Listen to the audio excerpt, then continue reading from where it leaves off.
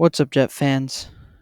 I just finished watching Jets Week 5, Jets and Vikings at UK, and it was certainly a game. It was certainly a game. Sunday morning football in the UK, and it was a brutal game. Um, I've been saying this a lot recently, but was not looking forward to making this video, but here we are. Before we jump into that, though, I do want to cover something that I didn't get to cover last week, which is Devontae Adams requested a trade. And obviously, the most obvious place for him to go is the Jets. The Jets have the best betting odds for what's that worth. Um, and so, yeah, I mean, I want him. I want him, right? Who wouldn't want a Pro Bowl wide receiver? Who wouldn't want him? Obviously, there's the Rodgers connection, which I think is why the Jets are the favorites to get him. And he is holding out, I guess, kind of like he's sort of injured, but most people don't think he's actually injured. It's more of a he doesn't want to play for the Raiders anymore. Um, and so, right, of course, everyone would want him. And there's a bunch of teams that are saying, "Oh, he might come to us." Um, Right. But it's what do they have to give up to get him? Getting rid of Hassan Reddick would be a starter, I guess. But would he then play for the Raiders? I don't know. Um, but so it just depends on what they would have to send away for him. The Raiders are asking for a second round pick and stuff, and more than a second round pick, so like a second round pick and extra stuff. And I think that's pretty reasonable. And once again, after this game, after the past couple of games the Jets played, they need some sort of shakeup, and getting another elite wide receiver would be a good shakeup, I would say. So and right, how many more years does Rodgers have? I don't know. So sending away a second round pick instead of having to develop that second round player might be the move. Especially with how this season is going. Speaking of how this season is going, let's jump in to the game. The final score 17-23. It started out 0-17 for the Jets. The Jets didn't score a point, and the Vikings scored 17 points. And then the Jets made it a close game on the final drive. Aaron Rodgers threw his third interception of the game to end the game to a player Jets fans know very well, Stephon Gilmore, who's been a consistent player in the AFC East, consistently not on the Jets, though, most notably on the Patriots. But so he threw the final interception to him. Um, so that was not good. And right, just doing the stuff I generally do in every video. Their record now is 2-3. My predicted record for them was 3-2, but I did actually think they were going to lose this game. I was pretty high on the Vikings before they went 5-0. I'm not going to pretend that I knew the Vikings were going to be this good, but I thought they were going to be do pretty well, and they have been a lot better than anyone thought, including myself. And then also it was a UK game, which of course there's a mix into things. And the big stories going into the game was, if you see my picture here, MVP level Sam Darnold. He should be the MVP front runner. Perhaps before this week, this game he was a little sloppy.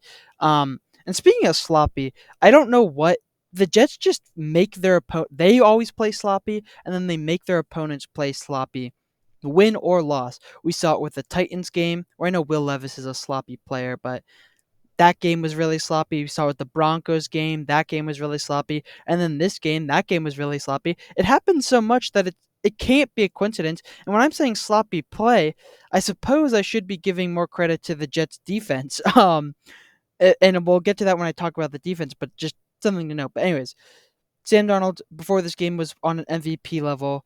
Um, and yeah, he's still undefeated. Jets, they had the big story with them is they had a really bad game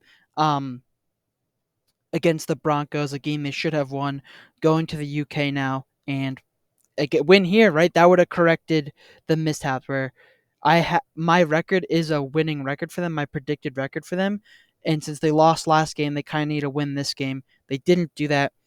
And then just generally looking at the stats, you know, Rodgers, they threw a lot because they were behind 17 points. Um, but they were behind 17 points because they threw a lot as well. Aaron Rodgers threw two interceptions. One of them was a pick six. And so just a really sloppy game. It got really close at the end, but it was just it was just very unfortunate. Speaking of the offense, right? This game was the Aaron Rodgers game, win or loss.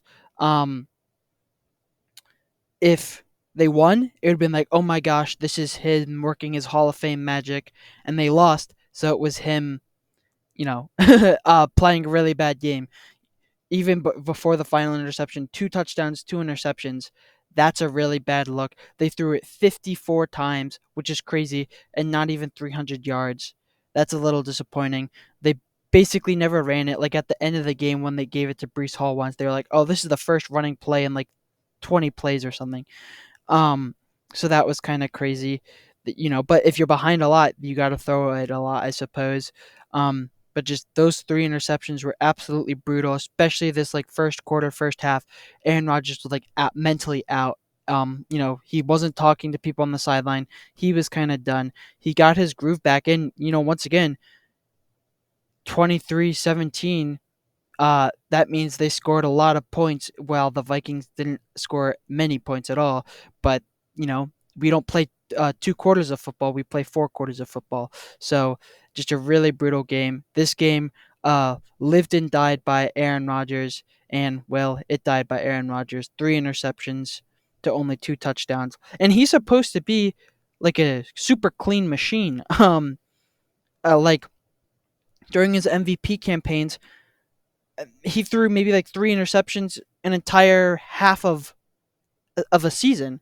So, um, that's not good to see here. The Vikings are also the worst, statistically the worst passing defense, as the announcers said. They were like, oh well, that's mostly because the Vikings are up by so many points that every team then has to air it out, which is a very fair thing to say. But just a really bad game for the offense. And if they won, it would have been the same, right? We've been giving them too much credit when they beat the Titans. It was like, oh, it's a sloppy game, but they won, right? And winning sloppy games make them feel better, but it doesn't change the fact that it was a sloppy game. And so that's an issue. And also, I do want to say with Aaron Rodgers, I won't be surprised if he's out next week because he was injured. He got he got sent to the blue tent, and then they got a like something happened on the field, and so then Aaron Rodgers like said, no, I'm good, and then ran back to the field. So he was limping after that happened too. So I will not be surprised if he's out next week because he was, I think he was playing injured. So maybe that is an excuse for the 3 interceptions, but 2 of those interceptions came before the injury. So I don't really think so. Jumping to the defense, the Vikings team is a really good team. Their offense is really good. So to hold the Vikings to only 23 points, they didn't do that bad. They got a lot of pressure, a lot of sacks, especially in the second half, and they held Justin Jefferson to a decent amount, 92 yards. So I guess I'm looking at the stats right now. Okay, they didn't hold him a lot, but well, holding. Speaking of holding, I think that a bigger issue was they were getting flagged so many times. For things that were not holding, right? Like Sauce Gardner got a bunch of flags when he was defending Justin Jefferson. DJ Reed was getting a lot of flags for when he was defending Justin Jefferson. And lots of those plays were kind of BS flags in my opinion. And so that helped the Vikings out a lot where they're getting a lot of flags. I don't, but I think that's true. If you watch the game, Justin Jefferson, he's a big name. Sauce Gardner's a big name, so he gets a lot of help from the refs sometimes. But there were a lot of flags whenever they threw to Justin Jefferson, and some of them were fair. Some of them were fair, but then there were others that were just not fair at all. And some of those not fair at all flags came on crucial plays that the Vikings didn't get, and then they were bailed out. But once again, I'm not even trying. The Jets were the worst team in this game, so I'm not even trying to say they should have won this game. The Jets were the worst team in this game, but that was a little annoying to see so many flags. And it's like so there's some like the Jets have a flag issue as well, a discipline issue. I don't know if I would factor in this game, right? Because those lots of those flags were really not that fair. But also Sauce Gardner did get injured. So we'll see what that happens. He came back at the very end of the game. So we'll see what happens in these following week. Um, and his backup though did get an interception, a crucial interception. And like I said, they made it close. It was a close game. And the Jets needed to score on the final drive, and instead Aaron Rodgers threw an interception. Not very good. So we can say goodbye to the UK. Uh, Not really gonna miss it because this game was absolutely brutal. Um, and looking at their next couple of games, they got two more hard games. They got a Monday Night Football against the Bills. That's a hard game, and then they got a game against the Steelers. And once again, the Steelers are 3-1 at time of recording. They're not a bad team. They're better than we thought they were going to be at the beginning of the season. I think I actually predicted the Steelers to beat the Jets as well, and that prediction is looking to be more and more accurate because the Jets are worse than we expected, and the Steelers look a lot better than we expected. So, two hard games, and then they play the Patriots. And speaking of the Patriots, right? I'm not trying to be a downer, but I guess I am because this game made me so. The Jets only had one good game, right? The media was kind of saying, "Oh, the Jets are a good team. The Jets are a good team." I'm watching these games. I don't know if I agree. They've had one good game, and it is against one of the worst teams in the NFL. And I'm happy to say the Patriots are one of the worst teams in the NFL, but they are. Um, 49ers got murdered by a backup running back. Titans barely beat Will Levis after Will Levis made a terrible plays. Once again, they destroyed the Patriots in prime time. Everyone was watching, so I think everyone just assumes the Jets are good because everyone watched that game. But that's the only game. Broncos lost them in a super sloppy game. Vikings lost to them in a very sloppy game for Aaron Rodgers. So what do we have to hang our hat on? The Patriots game. We destroyed the Patriots, which as a Jet fan, good. I'm glad we destroyed the Patriots, but they're also one of the worst teams in the NFL. So that's nothing. That's not saying a whole lot. We're gonna lose to the Bills probably. We had to play the Steelers, who are once again are one of the better teams in the NFL right now, and then we get to play the Patriots again. So maybe the media will hype us up again. I don't know. I'm being very negative, but I'm mad. This game was really, really annoying. And it would have been one thing where it's like, all right, they started out 0-17 and then they lost like 28-0 or something. All right, great.